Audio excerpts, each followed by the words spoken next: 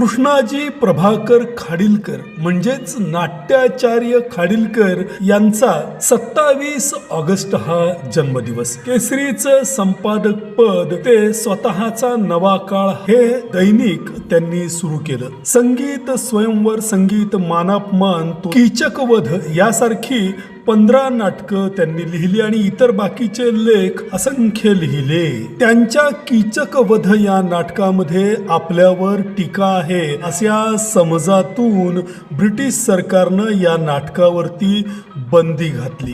तिसऱ्या मराठी नाट्य संमेलनाचे ते अध्यक्ष होते. मुंबईमधल्या गिरगाव येथील एका रस्त्याला मुंबई मनपानं त्यांचं नाव देऊन त्यांची स्मृती जतन केली आहे.